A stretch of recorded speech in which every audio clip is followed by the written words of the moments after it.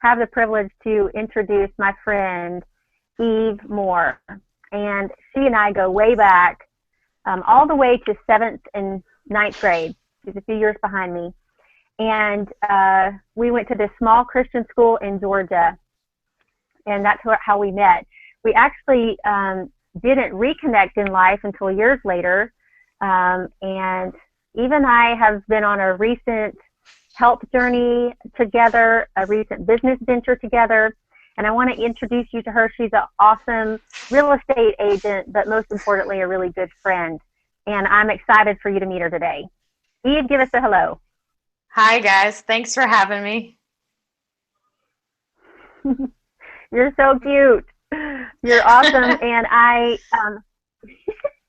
Eve is really, really fun to be around. And if I could insert everyone right in front of her to feel her energy and passion for life, I would sure do that. But this is the next step, and this is maybe second best, so we're going to take it.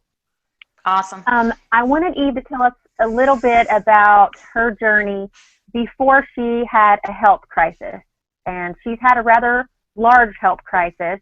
And I thought maybe she could fill us in about her life before that happened. Well, I was diagnosed in 2012. I'm going to take out one of my earplugs. There we go. I was diagnosed in 2012, and prior to that, I was just working nonstop. I was working as a director of operations for a local real estate company that I absolutely loved my job, but I was busy. I was, my whole entire eating life was McDonald's and anything quick, nothing nutritious. And my whole life was working, and that's how I identified myself, was through this job. And when these signs of impending health issues occurred, I totally ignored them, just didn't even pay attention. And then one day I woke up and said, these symptoms aren't going away. I better go get it checked out. And when I did, that's when I was hit with stage 3 breast cancer. It was big. Wow, of course. And at that time, you were kind of thinking if you didn't have knowledge, you were maybe thinking it would go away and it would resolve on its own, and it didn't.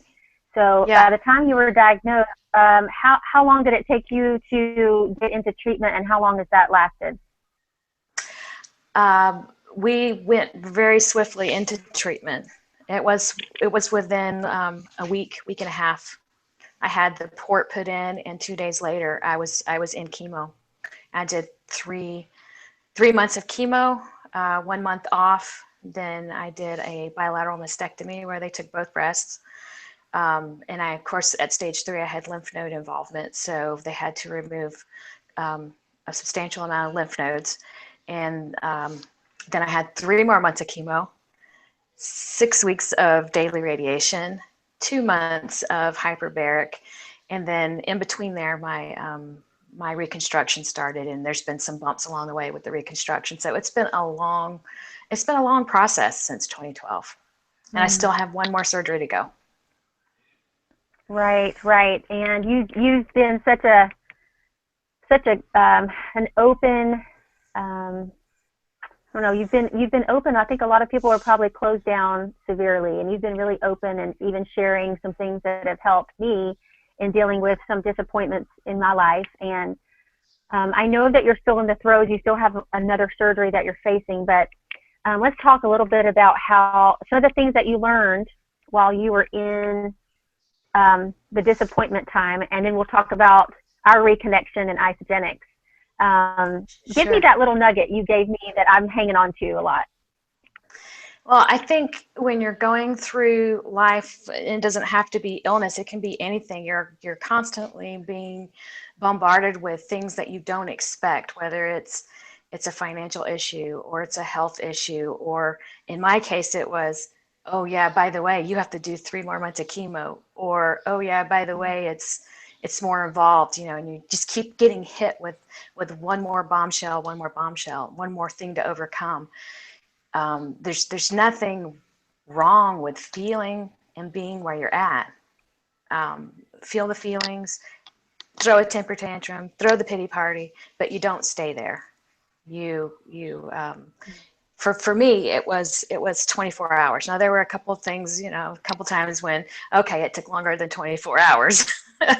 But Yeah. the goal is that you don't stay there. You say, okay, the crying's done, suck it up.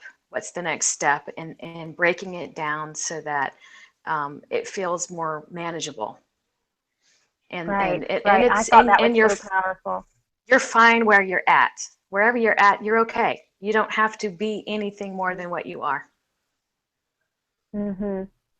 I love that, and I've used it quite often.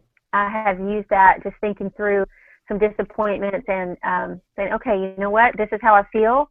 It's very legitimate. I would feel this way, whether it's disappointment or, um, and to give myself some space of time to look that in the eye, to consider the truth of it. But then there's a cutoff moment that we're going to be proactive and we're going to move forward. I think that's so, so very wise, and I was so glad when we reconnected, and you were already in the throes of all this when we did, so many years later. But yeah, share a little bit about it and how Isagenix has played a part in your life. Well, I think by the time we got reconnected, I was at the tail end of my treatment, just starting to do reconstruction.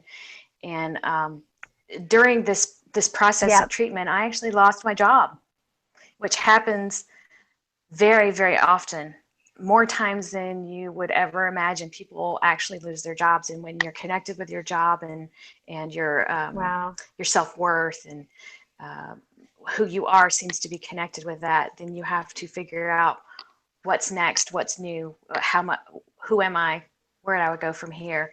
And I spent a lot of time on Facebook.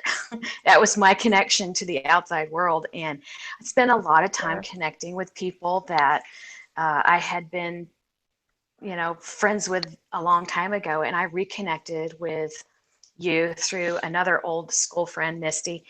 Um, and I started watching you on your Facebook page and watching Dave and seeing his amazing transformation.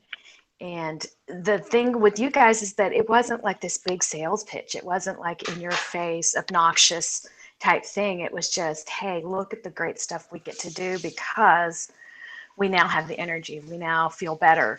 Um, I can do this trek up the mountain. I can do this. I can do that he Right. hasn't been able to do. And I was like, because I'd been doubting.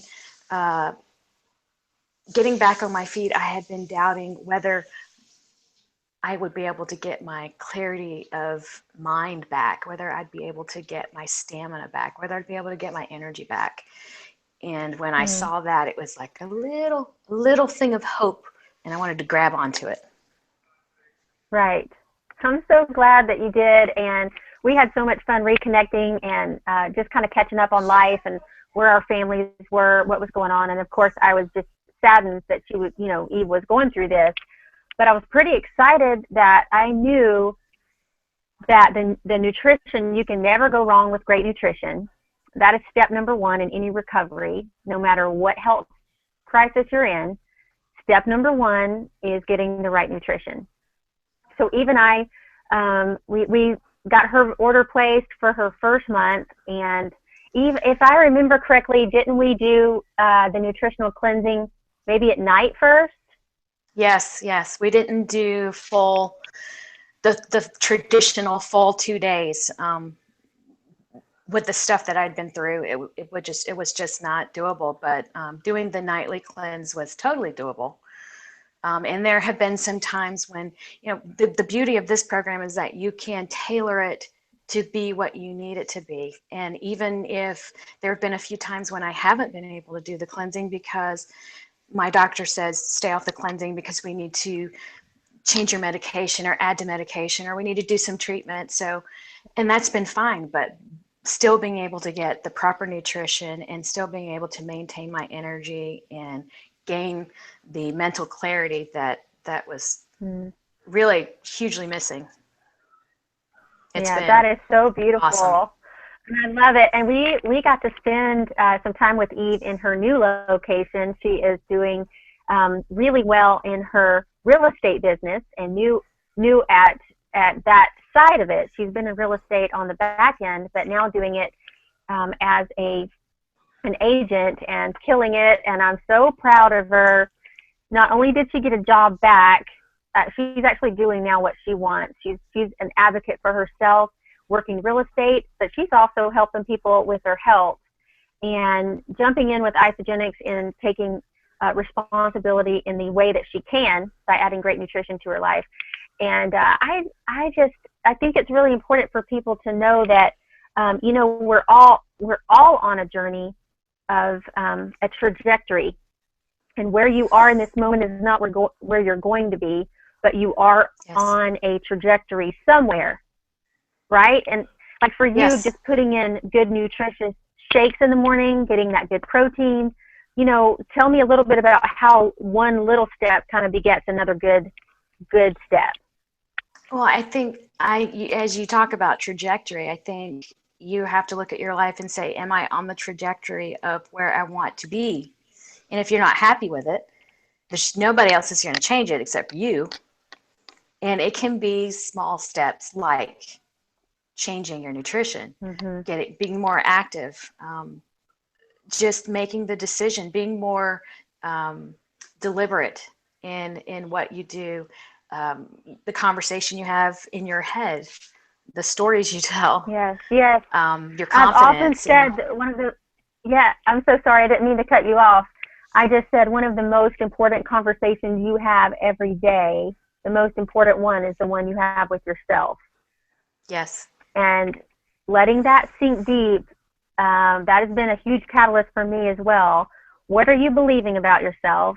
What are you telling yourself? What conversation are you having with yourself? And when you're in the realm of health, wow, you can feel pretty helpless.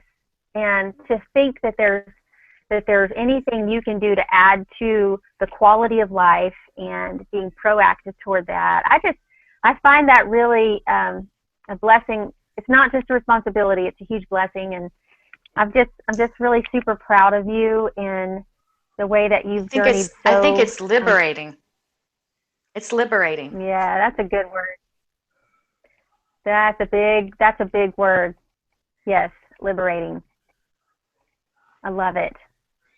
I think we are going to we're going to say goodbye to our friends and family for the moment. We might do part 2 in a little bit because I have more questions for you, but I don't want us to get too far off our 10-minute mark.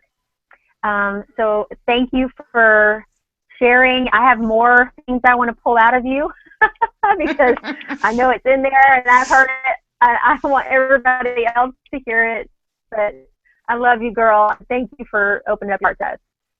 I love you too, and thanks awesome. for spending time with me. I appreciate it. Bye. Aw, my privilege. Bye.